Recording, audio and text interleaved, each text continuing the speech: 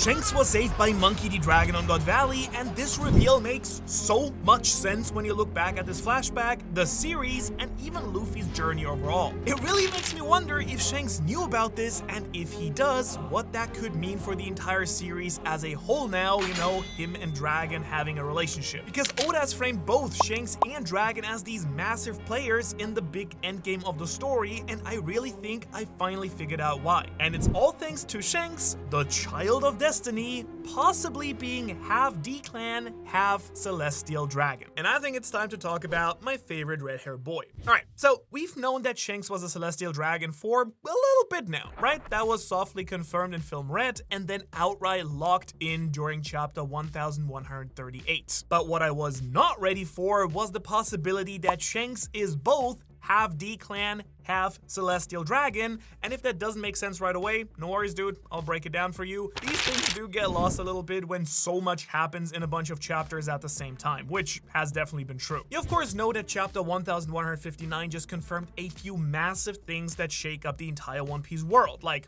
Roxy Zebek's homeland is God Valley, much like Shanks and Shamrock's. But God Valley is also the home of the hidden Davy clan, another new family name that shares the D initial, making Rox's real name Davy D. Zebek and his son Teach's name Davy D. Teach. But something that's really important here, I think, is the fact that Shanks and Shamrock's mother is of course also from God Valley. She's a native. Yeah, unlike Teach's mom, by the way, who was sent to God Valley to be hidden away, Shanks' mom is very likely from God Valley, born and raised, and it's technically not fully official, right? So what I'm talking about is still like 5% speculation, but I think we can both agree that this seems to be the case. She is from this island, Garling came there, met her, and then they had kids, and then he stabbed her, like, good parenting behavior we should all appreciate and respect. Anyways, if she's another member of the Davy clan, that would make Shanks and Shamrock, of course, half D-Clan, half Celestial Dragon. The combination of the Davy bloodline and the Figureland bloodline. Which opens up a truly insane possibility that Teach and Shanks might actually be cousins? Distant relatives?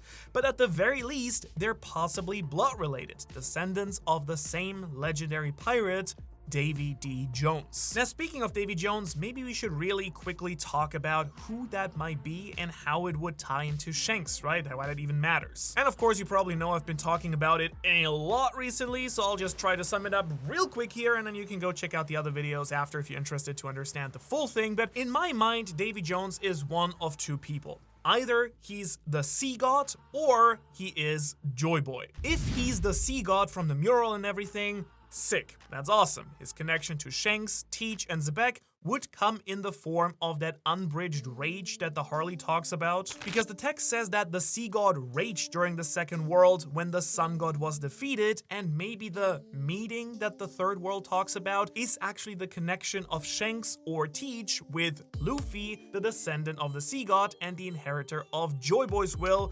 reuniting in the modern era. And another option, the one that I would want to be the case if Shanks is a descendant of Davy Jones, is that Davy Jones is in fact Joy Boy. Now, this option works really well for a lot of my big headcanon stuff I've been building over the last few weeks. The idea that Shanks is the one who's supposed to use Bink's sake from God Valley to unite the world alongside Luffy. Sharing a sake cup like all the goats, Roger and Whitebeard, Luffy, Sabo, and Ace, and even in this very chapter, Zebek and Harold when they talk about the D-Clan, which kind of seems to come up a lot when drinking sake. You kind of get the idea. And this idea that Shanks is the descendant of Joy Boy and Luffy's the inheritor of his will just is this chef's kiss spicy meatball of beautiful storytelling. Like, mamma mia! Oda, you could be cooking here. Not that you don't cook otherwise. You've been cooking quite a lot recently. I'm overwhelmed by the amount of delicious food we've been getting. But long story short, I absolutely love this option. Seriously, this late in the game, dropping some insane lore bombs that, when you really look back, make a ton of sense, which is always the best types of it, right? This might fully explain the entire Child of Destiny comment that Shanks and Scopper Gaban were talking about in chapter 1152. Yeah, that felt like ages ago, but it's only been 7 chapters. The truth might just be that Shanks is a child of destiny because he is this unique combination of Celestial Dragon and D-Clan. As you know, One Piece has a lot of dualities in it, and it really seems like unity is being framed as this one massive core concept of the series. The combination of 2 devil fruits that Zebek keeps talking about, the shared sake ritual that is a mark of brotherhood and sharing secrets, and then even things like pirates and marines teaming up to defeat other strong enemies. For the entire story, Oda has loved to play with the concept of 2 opposing forces coming together to form a greater whole. It's actually a really big thing in many of the inspirations that he pulls his ideas from, like the yin and yang. It's 2 halves coming together to complete one whole. And that seems to be something that the Harley states is essential to also bringing the new dawn. Because the last line of the 3rd world that we're currently in talks about how they will surely meet again, as if 2 people need to come together and team up maybe or reunite. And the same way that the Sea Kings back in the Odin flashback were talking about the 2 sovereigns coming together, Shanks himself might actually be one of Oda's key characters who represents this the best. A Celestial Dragon and a D-Clan member who was raised on the seas, and then in Morijoa, a person who knows the true secrets of the world and will be an essential player in bringing the new dawn. But wait a second, isn't that Luffy's job? Well, yeah.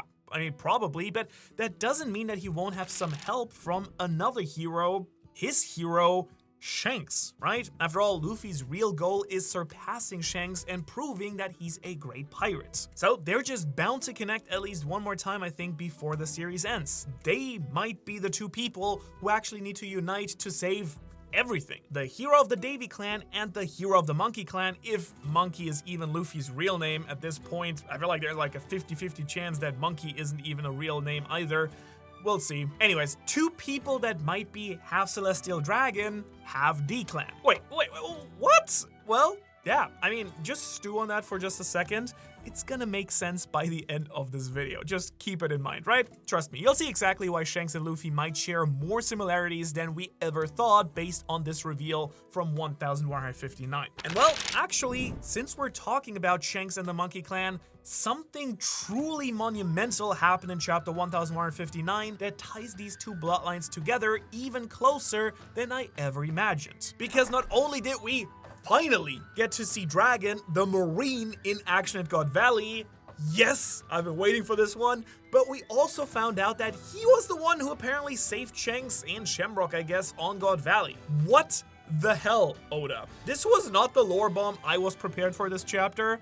Now, don't get me wrong here, I've theorized for a while that Dragon was actually at God Valley because it kind of made sense, right? I mean, all the important people were there, and hell, I even theorized that Dragon and Shanks might, go team up to invade the Holy Land right now. So, as much as I hate to say I called it, I think in some way, some props at least, these 2 are apparently actually bound by fate and have some sort of relationship. Wow, man, like honestly, I love the fact that this happened. It gives such a new breath of life into the pre-time skip era overall, because we saw during Kuma's flashback, of course, that Dragon would watch over Luffy from a distance, but always kind of kept away. But with Shanks around, the kid that he saved at God Valley, well, damn, yeah, I mean, I wouldn't be too worried about my kid either at that point. A Yonko, Roger's cabin boy, and the son of the strongest Holy Knight is watching over your kid. I'd be pretty confident that Luffy's safe and sound around Shanks too then, and, if Dragon knows what Shanks knows, he probably knows that Shanks has a good plan for Luffy. And before I get into all that and how it could be insane for the future of the story, now that we know that Dragon and Shanks have, some sort of intertwined plotline too, I want to cover some other stuff first about Dragon alone on God Valley that is very interesting to me, since it kind of might feed into how he and Shanks might end up changing the world together. Assuming, of course, that Shanks at some point in his life actually learned that Dragon was the one who saved him on God Valley on that day. First off, I love that finally we see the visual similarities between Dragon and Luffy really for the first time properly. Young Dragon looks exactly like straight up Gear 4 Luffy. Especially Snake Man Luffy,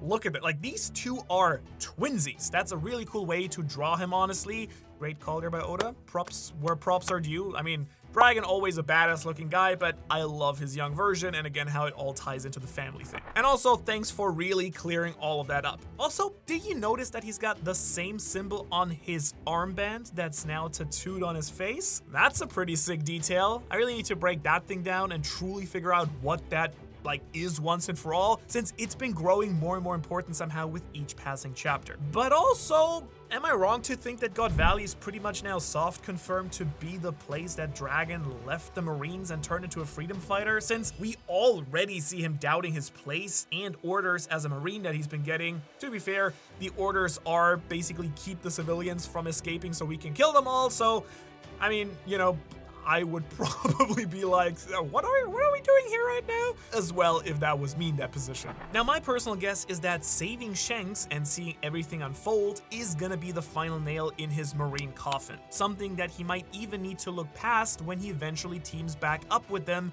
to defeat Emu in the final war. And another random thought that I had while reading this chapter specifically, especially with Zebek and Harold performing the sake drinking ritual, is how Dragon's past and future also will at some point intertwine. Because maybe, just maybe, Sakazuki, the admiral, being named what he is, will come into play here too. Because in case you didn't know, when all these people share these sake drinks in their, this dish, which is not a cup, but this sake dish, that's actually called a Sakazuki saucer that the sake is drank from. Moving on. In fact, I use these cups on my podcast Drink Sake for this exact reason. So maybe this uniting theme that Oda is playing on will come into play with Dragon and Akainu as they perform the Sakazuki once Akainu finally realizes that Emu is an absolute monster and he's been serving a mad woman? Probably is what I'd go with. Anyway, so that's solo Dragon stuff here covered. Love it. Dragon Marine finally being, on the screen. So good, even if he's not an admiral. Just, been waiting for this one.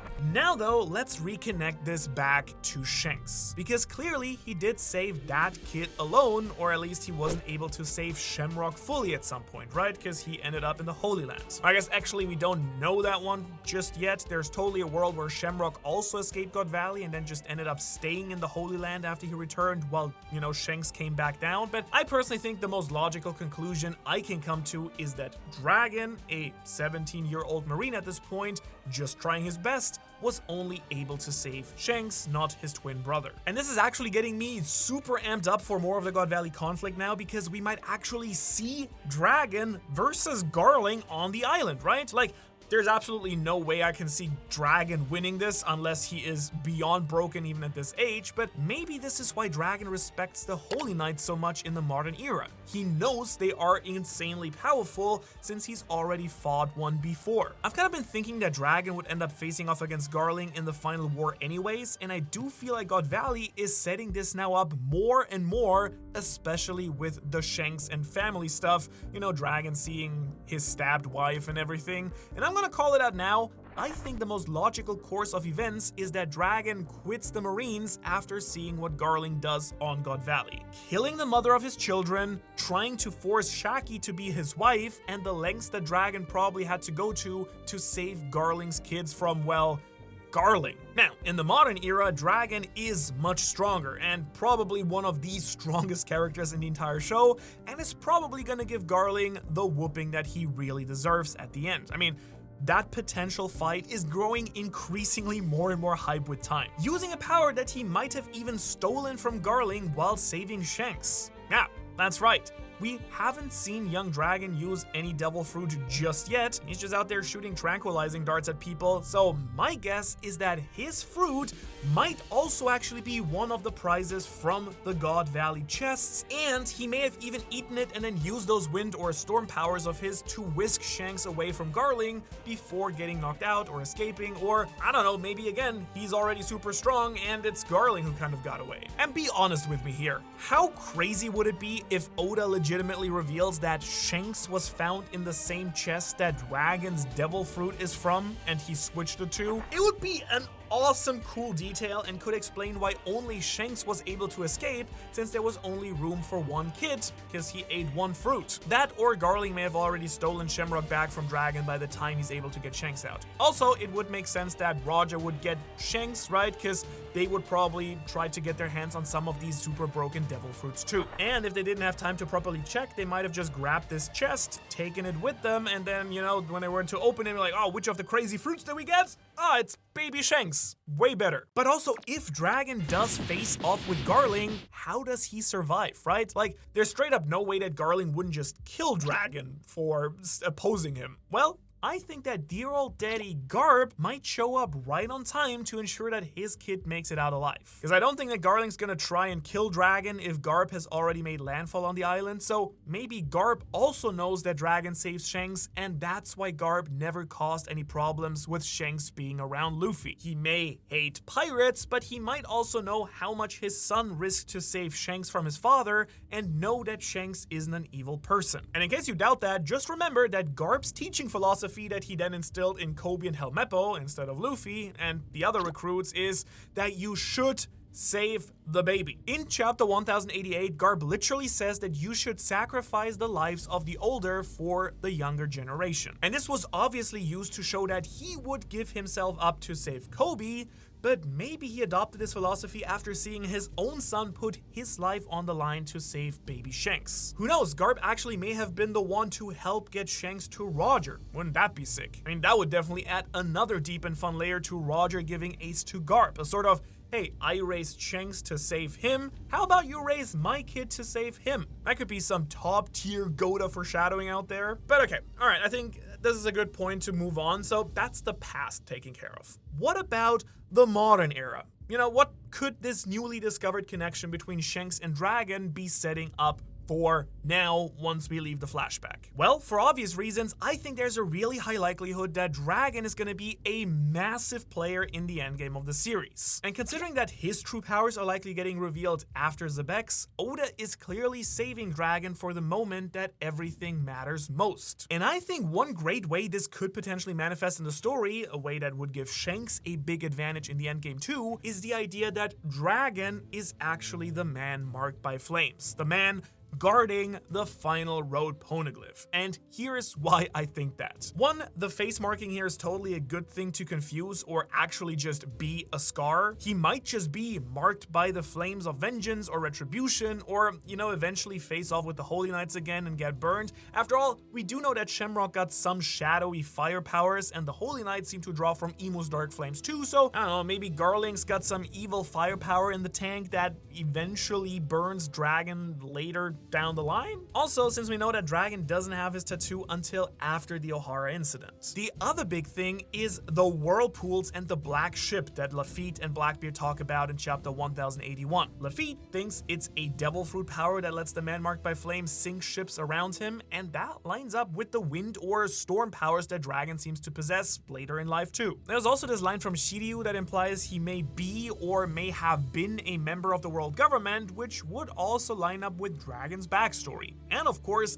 the all-black ship he sails on matches very well with Dragon's own ship. The reason Dragon being the man marked by flames would be so crucial, of course, the reveal that he is the person who then has the final road poneglyph, and he would be the person who's kind of the key for anyone to get to Laugh Tale. And that would then give Luffy and Shanks a massive advantage. Well, I guess it would if Luffy knew anything about his dad, but Shanks may very well know that Dragon is the person he's looking for, and that's why he's been so beyond confident that he can very easily claim the One Piece at any time he wants. Like, I mean, for all we know, Shanks might have even been the one person that made sure Dragon was the person who took the road poneglyph to begin with. It seems that this road poneglyph is the one that was on Fishman Island, and Shanks would have known its location prior to his journey up to the Holy Land. And if Shanks does know that Dragon saved him, well, Dragon might just be the perfect person to pick when it comes to making sure that poneglyph does not fall into the hands of the wrong people. Big Mom had already taken her own poneglyph, and Shanks, the weird knower of information that he is, might have wanted to prevent Big Mom from getting her hands on another one. Dragon could have been who Shanks trusted to guard the poneglyph until the time was right, because the time Shanks was waiting for relied on Dragon's son awakening his Nika powers. Shanks now knows Luffy has awakened the Nika form and then says it's time to go for the One Piece. Maybe Shanks gave the poneglyph to Dragon because that would give the highest chances of claiming the One Piece to Luffy and Shanks, the two people who need to unite to bring the new dawn?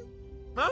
They will surely meet again thanks to their shared bond with none other than Monkey D. Dragon, the man who saved Shanks' life and, well, who brought Luffy into the world, made his life. In this way, Dragon straight up could be one of the most important characters to the series, period. And you know what? I actually love Dragon for another reason too. Little known fact, but he's actually subscribed to my Patreon. What a homie move by him, right? Taking some of that sweet revolution money and spending it on hype Ohara perks like exclusive content, extra podcast episodes from my podcast Drink Sake, a ton of art assets we use in the videos, behind the scenes stuff, etc, etc. And if you don't have money or don't want to pledge anything because you hate me, you still get a free weekly newsletter there that you get for $0 just as is, and you can be a part of that. Go check it out. I don't think you'll regret it. But with that being said, we need to return to how awesome Dragon is, not to mention that it could get another step deeper if Dragon's son is also a child of destiny. You know, what we talked about at the beginning, a cross between Celestial Dragon blood and the Monkey Clan's blood. And so we're now finally gonna answer the question from earlier I made you hold for quite a while, which is, why did this chapter make me think that Luffy is half Celestial Dragon? Well, all this stuff I've been talking about with Shanks is what I'm kind of using to say that Luffy should be a child of destiny,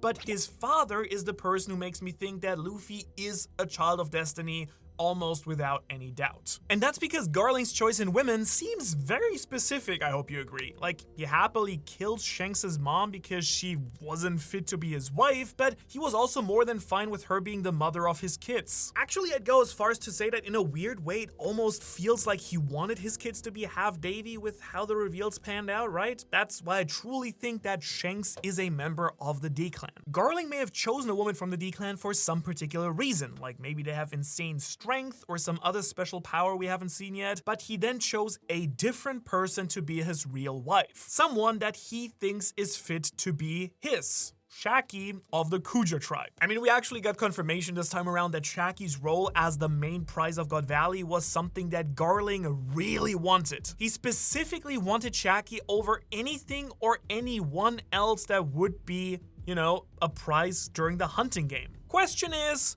why? If he really just wanted her as a wife, he could have just kidnapped her himself. There's no reason to have Ochoku kidnap her, maintain her, and make her some grand prize, right? So I feel like there must be a reason he wanted to win her, and I still can't figure that out besides just having to be a spectacle to knock the others down a peg.